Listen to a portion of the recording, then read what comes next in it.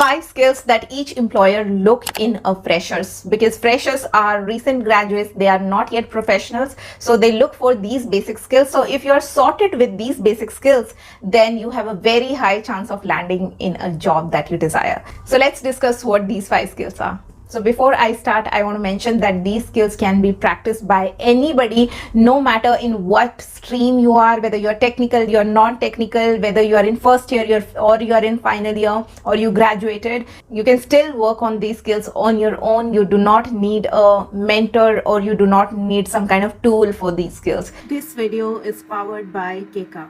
Number 1 skill is effective communication. Knowing English is not effective communication. Let me get that out of the way. Most of the people think that if they can speak English, good enough English, that means their communication is good enough. No guys.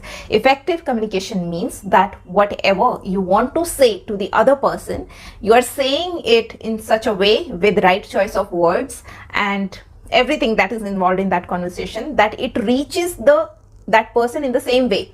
Whatever originated in your head, which you are trying to make the other person understand, that person understand it the same. Your choice of words is such, your command over language is such. No matter which language you are talking, we are not talking about language here. Though English plays a huge part, for most of the companies, their business language is English language, but if effective communication is not language specific. Let me give you an example. Say, for example, the interviewer gave you some code to write. You're a technical professional, they gave you some code to write. Now they ask you to explain that code, and you do not have a good command over English, and you try to explain that code in English. Now you'll speak some broken words here and there, and you try to express it. There is very less chance that the person will understand what you're trying to make him understand. In such a situation, rather than doing so, what an effective communication will be here, that you mix your first language with English words and try to explain it well.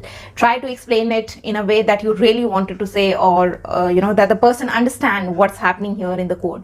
Now there are further sub skills in effective communication that you must practice in a company. For example, not keeping any communication gap, which means everything that you are doing, your manager should be updated about it. If you're taking leave, your manager should be updated about it. If you're working on some new project, you are talking to some other team related to some kind of project, somebody walked up to you and assigned you some work, your manager should be updated about it. So every single thing you have to make sure that you communicate. There should be no communication gap. So this also fall under effective communication. So while you're still in college, when you're studying, or you're not yet at your job, you can practice these skills. And even if you think that you're a person who do not speak much, practice it now, because that will help you in the interview, because interviewer can really gauge these skills. If your technical score and the other person's technical score are same, the person who has effective communication will for sure take that job offer. So you do not want to miss on to these important points. Skill number 2, and a very important one, MS Office, Microsoft Office, in that your presentation, your PPT, your Excel and your Word. Now there are some specific things under each category that you must know as a fresher. For example, in a PPT, as a fresher, you must know how to create a simple slideshow or few animations here and there. And in Excel, you must know the basic formulas. I've listed here some. So make sure that you're thorough with all of these, because these will help you sort any data or work on any data in initial days, because you will not directly start on any project. You will not start coding and developing softwares from the day one. You will be involved in simple tasks, and those tasks will require you to use these skills. And if in that time you can prove that you are really good with these skills and you do that work well, then you will create a very good first impression. So it's very important that you work on these skills now only, so that you are set on a path of success.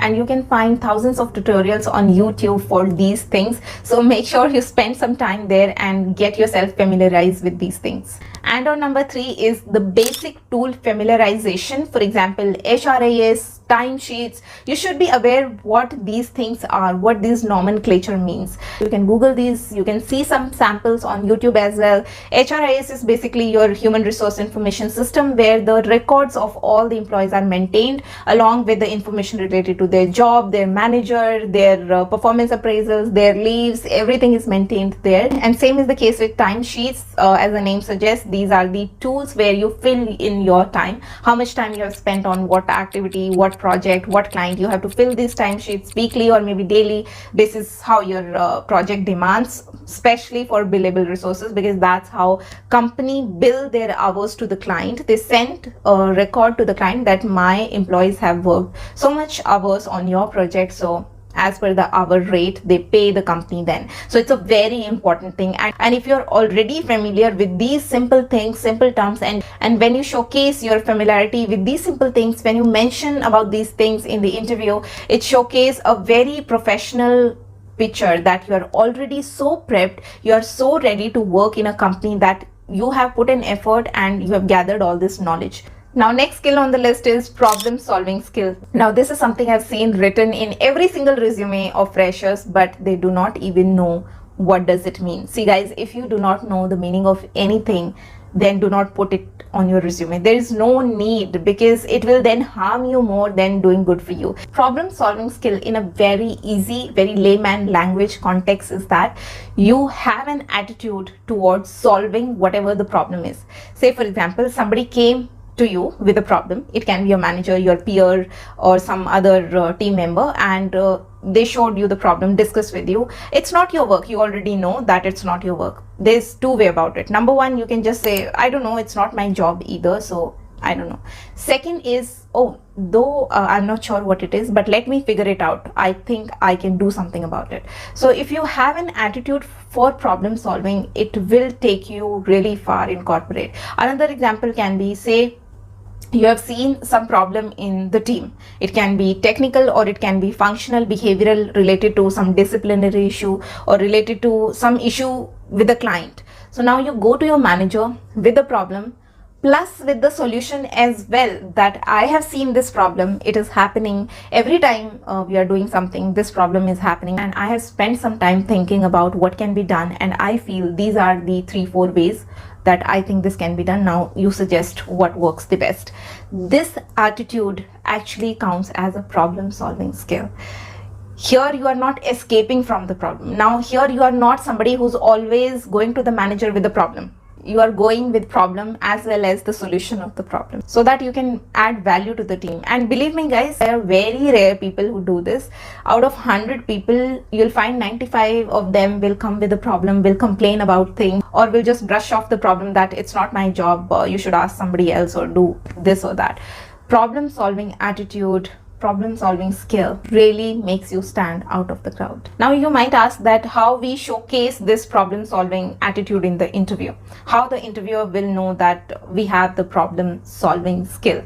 So I'll give you one example here, and then there can be millions of examples or situations basis what's coming your way. Say for example, interviewer gave you some very difficult question, you have never done it before. So one way is you can directly say, I don't think I can do it, I've never done it, I don't know the answer.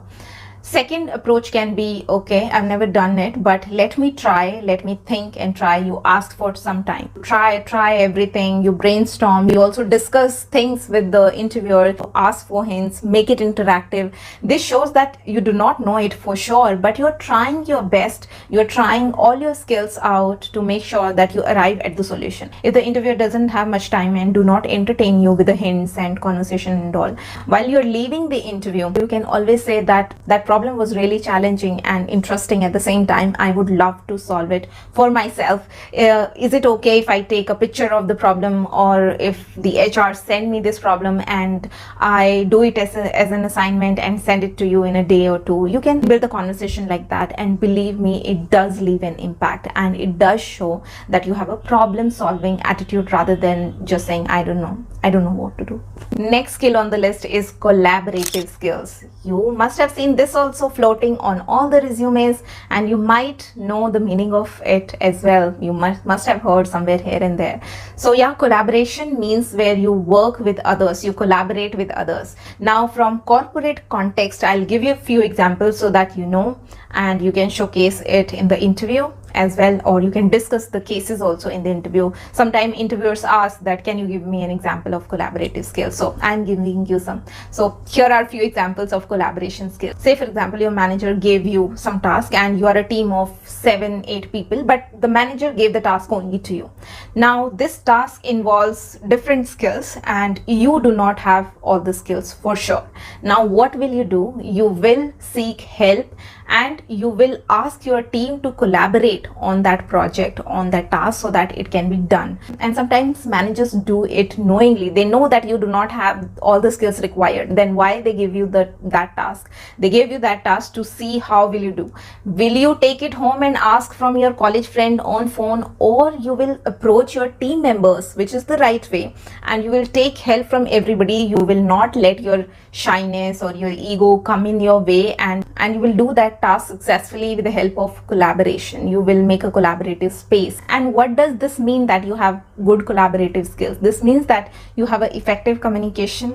You are very inclusive. You are not afraid of including others in your task. You are not afraid that if I include others, they will also take the piece of recognition if this works out. No, you are inclusive. You have the capability to take feedback, because when others will work with you, they will obviously tell you that this you are doing it the wrong way. So you have the ability to take that negative feedback, and you also have capability to deal with conflicts, because when a lot of people work in a collaborative environment, conflicts are very natural, and how you handle them and how you make everything work out for that particular task is your collaborative skills. And another very simple example can be where 2-3 people of your team got some work. It has nothing to do with you. They approached you or you approached them to help them in that work, because there was some area where they were struggling, but you had skills for that particular task or area. Then you went ahead and helped them. So this also shows collaboration, but it can be cross teams as well. So you can talk about such examples. And if you're a student, you have not worked anywhere, you can talk about the collaboration that you did during any event, you were organizing any event, or you did it during your internship. So you can talk about all of these examples. I already gave you the context that what does it really mean. So guys, these are the 5 skills that any fresher, any college student can practice on their own. They can inculcate these habits, these behaviors in them,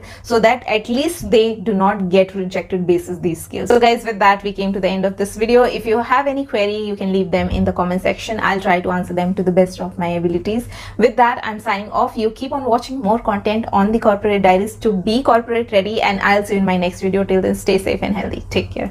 Bye.